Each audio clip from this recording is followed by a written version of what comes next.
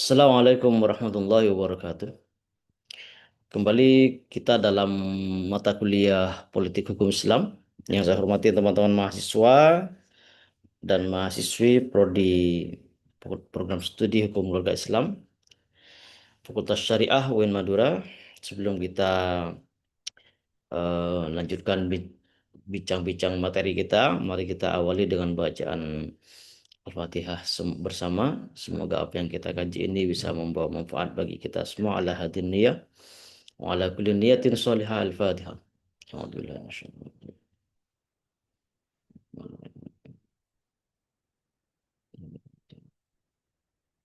Bismillahirrahmanirrahim. Kita akan berbicara tentang beberapa pijakan yang dijadikan acuan dalam menyusun hukum perundang-undangan dalam perspektif politik hukum Islam. Saya di sini eh, perlu menyampaikan beberapa hal yang bisa kita pelajari bersama. Yang pertama bahwa dalam menyusun hukum perundangan maka harus disandarkan kepada nas-nas syariat, kepada teks-teks agama, yakni Al-Quran dan hadis. Dan termasuk adalah hasil ijtihad para ulama. Ya.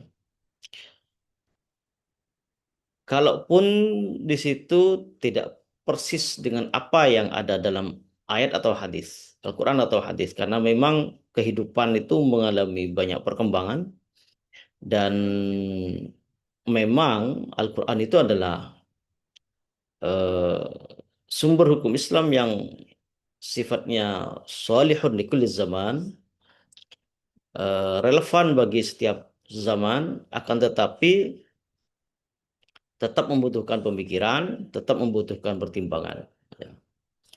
Setidaknya searah mendukung kepada apa yang menjadi semangat dalam Al-Quran atau hadis, atau minimal tidak bertentangan dengan teks agama.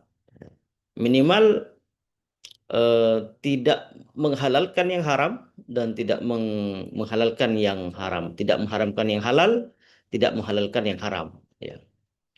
Oleh karena itu dalam penyusunan perundangan itu idealnya memang harus mengikuti hierarki sumber hukum Islam yang ada itu. Ya. Akan tetapi eh, yang jelas dalam menyusun hukum perundangan ada dasarnya lah secara eh, epistemologi hukum Islam.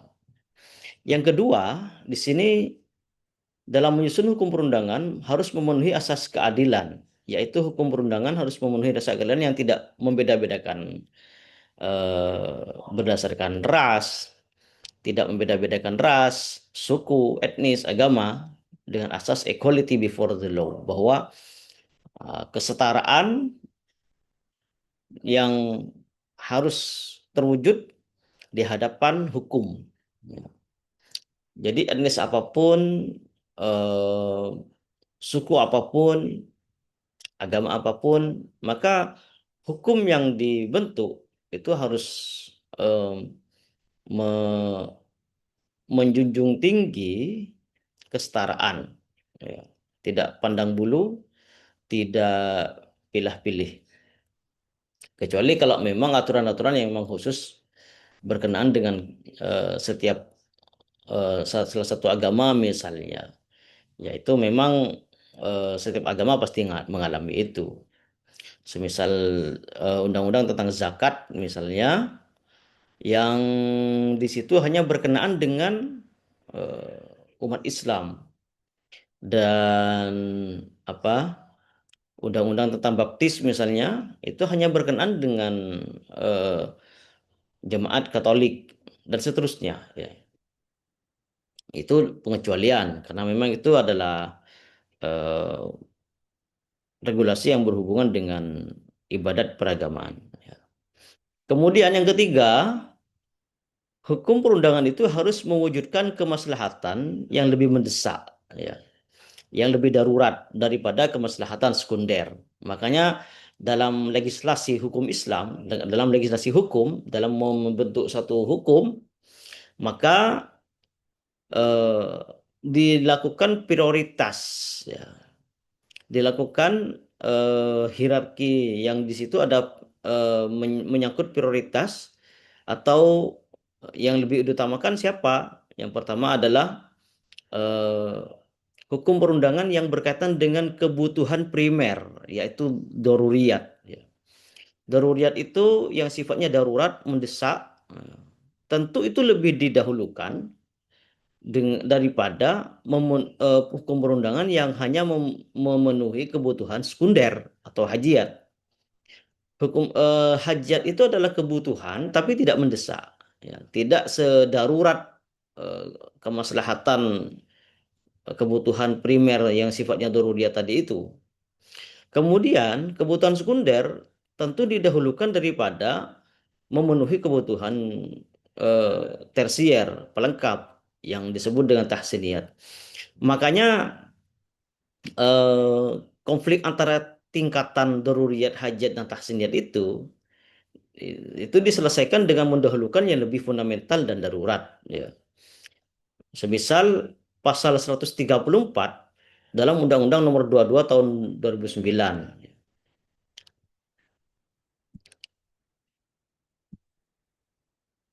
Makanya di sini eh, lalu lintas angkutan jalan di 100 apa namanya ini Undang-Undang Nomor 2 tahun 2009 yang menyangkut aturan tentang lalu lintas dan angkutan jalan pada pasal 132. Coba kita cari pasal 132.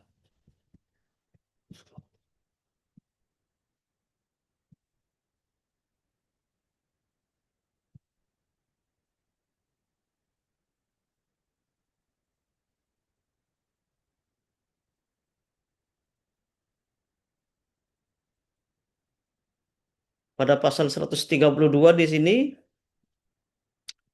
eh, yang pertama, pejalan kaki menggunakan bagian jalan yang diperuntukkan bagi pejalan kaki atau jalan yang paling tepi menyeberang tempat yang ditentukan. Kemudian di sini ada aturan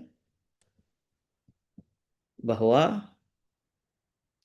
34 ya, 34. Oh, maaf. Di sini pengguna jalan yang memperoleh hak utama untuk didahulukan sesuai dengan urutan berikut, ya. Yang pertama adalah kendaraan pemadam kebakaran yang sedang melaksanakan tugas. Nah, kalau yang kita tahu itu istilahnya mobil damkar. Itu lebih didahulukan daripada pengendara yang lain. Tapi kan di jalan itu semuanya adalah orang-orang yang sedang memenuhi, berusaha memenuhi kebutuhan mereka. Iya, tapi lebih didahulukan mobil eh, pemadam kebakaran karena mereka lebih darurat. Dalam undang-undangnya itu harus sampai 15 menit. Makanya harus segera segera sampai ke lokasi supaya tidak menimbulkan korban jiwa. Kemudian yang kedua yang harus didahulukan adalah ambulans yang mengangkut orang sakit, ya. Kemudian ketiga adalah kendaraan untuk memberikan pertolongan pada kecelakaan lalu lintas. Kemudian kendaraan pimpinan lembaga negara Republik Indonesia. Kemudian kendaraan pimpinan atau pejabat negara asing serta lembaga internasional yang menjadi tamu negara. Kemudian iring-iringan pengantar jenazah dan konvoi atau kendaraan untuk kepentingan tertentu menurut pertimbangan petugas kepolisian negara Republik Indonesia. Makanya di sini yang menduduki puncak, ya, untuk didahulukan di jalan raya atau di jalan maksud saya adalah mobil damkar. Makanya kalau ada mobil damkar harus menepi semua karena itu memang adalah aturan yang dilindungi oleh dilindungi dan diatur oleh undang-undang sehingga siapapun yang kemudian menjadi korban karena menghalangi dianggap menghalangi mobil damkar, maka mobil damkar berhak untuk melakukan dorongan dan sebagainya. Ada beberapa kasus yang di situ sebenarnya merupakan eh, ketidakpahaman masyarakat ketika mereka harus mengutamakan mobil damkar. Ya. Di sini ada tampak tayangan bahwa ada sepeda motor yang menghalangi. Nah, ini sebenarnya berhak untuk dilakukan dorongan dan lain sebagainya ya. Bahkan sempat viral ada mobil damkar yang di situ mendorong mobil yang ada di depannya karena dianggap menghalangi petugas damkar dalam menuntaskan tugasnya di lapangan ya. Ini jangan sampai terjadi. Kalaupun dilakukan gugatan karena memang aturan apa tugas pemadam kebakaran ini dilindungi undang-undang, di backup oleh undang-undang, maka seringkali terjadi gugatan atas mobil damkar, tapi mereka sering menang. Jadi begitu. Ya. Kemudian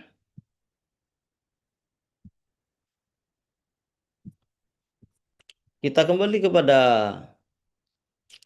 eh, materi bahwa yang keempat harus mengedepankan kemaslahatan umum daripada kemaslahatan khusus. Ya.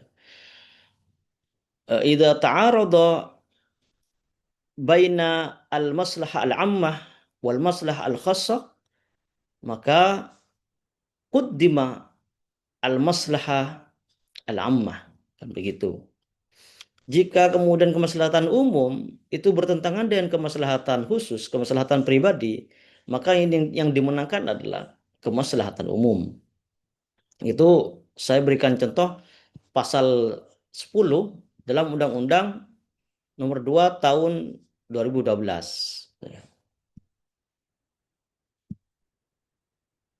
Maka di sini kita coba cek di pasal 10, tanah untuk kepentingan umum yang dimaksud dalam pasal 4 ayat 1 itu digunakan untuk pembangunan, pertahanan dan keamanan nasional, jalan umum, jalan tol, terowongan, jalur kereta api. Ya.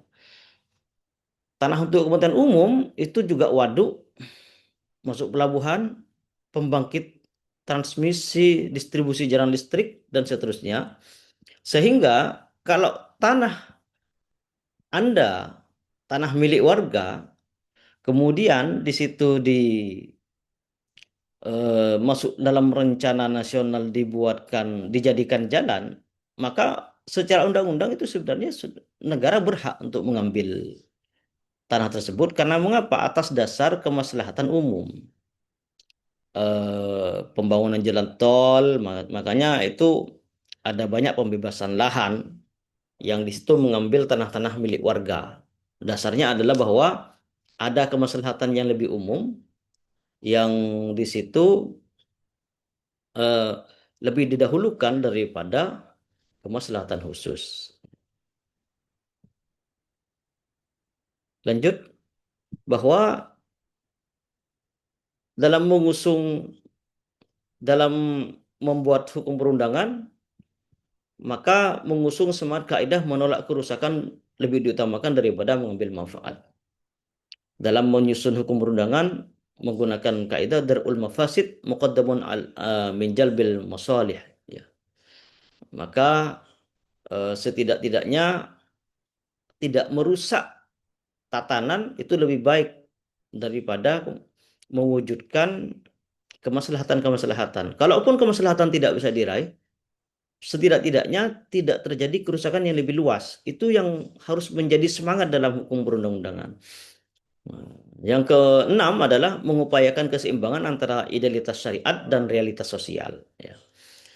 Politik hukum Islam menjembatani antara cita-cita normatif atau hukum yang masih dicita-citakan, dalam bahasa Latinnya itu adalah ius constituendum, dengan kondisi real masyarakat, sehingga kemudian regulasi yang dihasilkan dapat diterapkan secara efektif tanpa mengorbankan prinsip dasarnya, sehingga bisa menjelma menjadi ius constitutum atau hukum resmi yang berlaku di masyarakat. Makanya aturan itu harus ada, tapi tetap harus realistis. Ya. Sebagaimana dahulu pada zaman Khalifah Umar, hukum potong tangan tidak diberlakukan. Aturannya jelas bahwa harus dipotong tangannya bagi orang yang melakukan tindak pidana pencurian. Tapi saat itu keadaan sedang peceklik, sedang krisis, sedang menyebar wabah, bukan wabah ya, musibah kelaparan. Sehingga kalau kemudian diterapkan hukum potong tangan pada saat itu, kemungkinan akan terjadi banyak pemotongan tangan akibat pencurian karena memang kondisi sedang krisis. Sehingga atas dasar realitas sosial, maka hukum potong tangan pada masa kekhalifahan beliau sempat ditunda. Sehingga aturan itu tetap dikembalikan kepada realitas sosial, ya. Meskipun tidak semua aturan ya, semisal wajibnya sholat, wajibnya zakat itu tetap. Hanya saja beberapa aturan yang berkaitan dengan sanksi dan hukuman, sehingga di situ harus mempertimbangkan realitas sosial. Khalifah Umar eh, yang merupakan sahabat yang paling utama setelah Abu Bakar Siddiq, memberikan teladan bagi kita bahwa eh, hukum potong tangan yang sudah dijelaskan oleh Al-Quran itu bisa ditunda dengan mempertimbangkan realitas sosial. Oleh karena itu, eh, yang perlu dibangun pertama kali adalah kesejahteraan sosial. Kesejahteraan sosial harus dibangun dengan eh, didukung, di backup oleh undang-undang tadi itu. Setelah kemudian kesejahteraan sosial tercapai, maka eh, hukum potong tangan bisa diberlakukan. Begitu kira-kira nalar hukum Khalifah Umar ketika itu. Tapi ke dalam keadaan paceklik, maka kemudian hukum potong tangan tidak bisa diberlakukan. Ya, itu yang kemudian ada idealitas syariat dan ada realitas sosial. Ya. Oleh karena itu, keenam poin inilah yang kemudian menjadi dasar bagi kita semua untuk melakukan satu upaya legislasi, membuat hukum perundang-undangan sehingga hukum perundang-undangan benar-benar membawa kebaikan bagi kita semua, tidak hanya menguntungkan salah satu pihak dan merugikan pihak yang lain, sehingga hukum yang ditetapkan benar-benar adalah hukum yang dikehendaki oleh syariat. Begitu yang bisa saya sampaikan. Semoga bermanfaat. Hadalallahu iyyakum shiratal mustaqim. Wallahul muwaffiq ila aqwamit thoriq.